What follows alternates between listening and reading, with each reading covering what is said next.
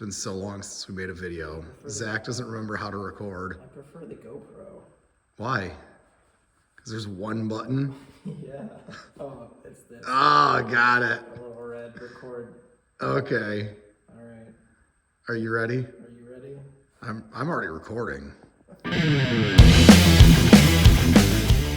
There's no action in this. All right, so it's been almost 2 years since we made a video. Oh, I guess we made your intake video. But other than that, it's basically 2 years since we made a video. We didn't really do anything that time, it doesn't seem like. Zach bought a house in like the last 3 months. I don't really know what happened since then. So the last video, the frame quit working. The last few times the trans quit working, I took the trans apart. It was never the transmission. It was always the torque converter. I pulled the motor this time instead of the transmission. I don't remember why. I took the torque converter out, set it on the floor, let it sit there for about 1.5 years and did nothing with it. Finally put it on the lathe one night, started to cut it apart. Took it apart the rest of the way on the other side of the barn, so I made a big mess because I didn't know how much fluid was in it. And the mechanical diode wasn't actually failed. It was the rivets from the turbine to the input shaft that holds that spline piece to the turbine. All those rivets actually sheared, so I'll see if I can find the picture of my phone and have Zach put it in there. So that was where that ended up. The motor never actually ended up failing. I just pushed it out in the other barn, put the turbo kit up for sale, didn't do anything with it. The motor's still in the stand, I still have the frame. That just kind of went there to die. Maybe we'll do something with it in the future, but I had already started working on another project. The sheet metal intake for the mod motor was actually a developmental idea on the project that I'd started almost 3 years ago now. I'll have to look, which is ultimately going to be a small tire no prep car. I went to North Carolina and bought a truck. I bought a motor about 1.5 years ago. I'm going to use a Mercruiser 3.7 liter 4-cylinder. It uses essentially big block Ford cylinder head, big block Ford rods, big block Ford pistons, small block Ford balancer, small block Ford flex plate, and part of a Chevy bell housing bolt pattern. So I'm not going to go into super great detail on that right now because we're just kind of getting back into posting YouTube videos. We don't actually have a good reason why we haven't posted a video in almost 2 years. I don't know what happened. So I'm going to go over things like dry decking the block, the type of pistons I use, why I use the rods I use. I'm going to use the stock crankshaft for now. I'm going to go over camshafts to make the flex plate work because the flex plate spacing doesn't actually work. There is no pilot in the backside of the crankshaft for a torque converter. Fuel injection, it's going to be run on methanol. It's going to be boosted. I already started making some of the parts for the truck, like lug nuts, which I'll go over in the future. But for now, it's just going to be kind of getting back into YouTube, posting short video, and going over a lot of what we're doing with the Mercruiser engine to make it work in an automotive application and see what it does. Ultimately, I'd like to see it make 800 wheel horsepower, or I guess we'll clean it up with a shovel. But this project I've put a lot more time and effort into, a lot more thought, and we're trying to do it as good as we can the first time around and see if it works. I'm going to leave some details out because I do plan to be competitive with this. So you'll see a lot of the engine, but not a ton of the details of the vehicle itself. And that's about it. I'll have Zach put in some random garbage to go over what we've already done to this point and not go into super great detail until next week.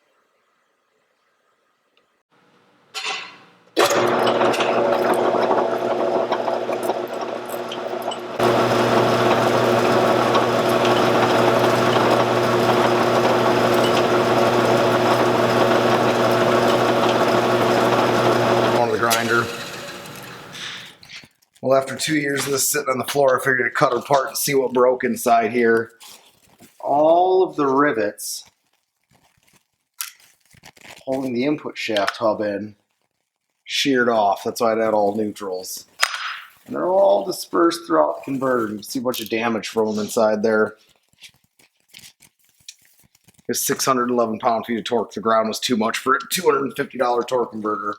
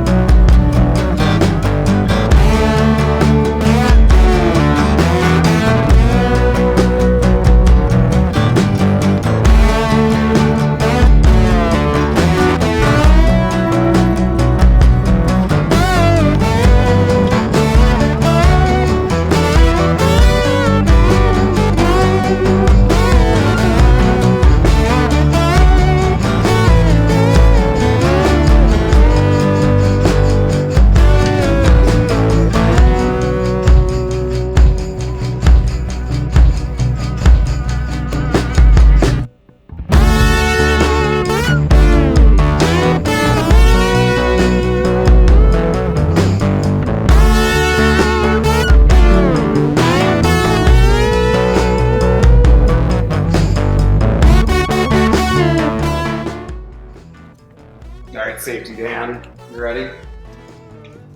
Come on. What could go wrong? That's fine. It's real wild. If anything cool happens, it's fine.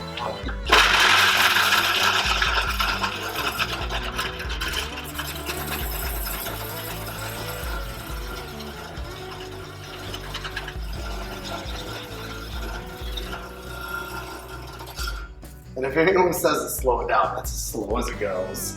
All right, safety Dan.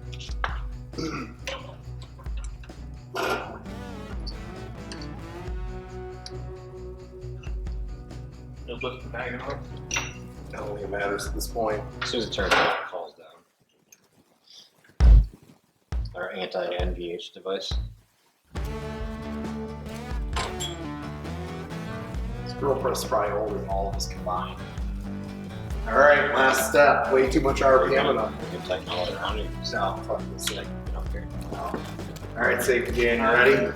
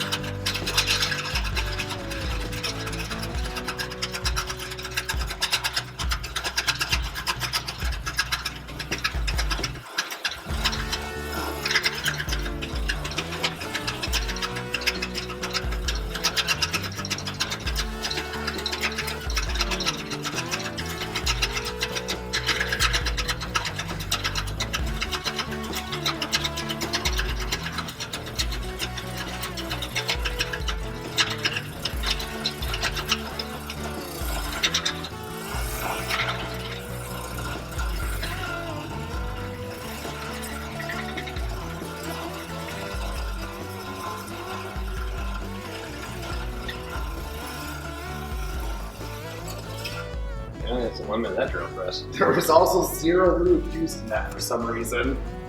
You might use that.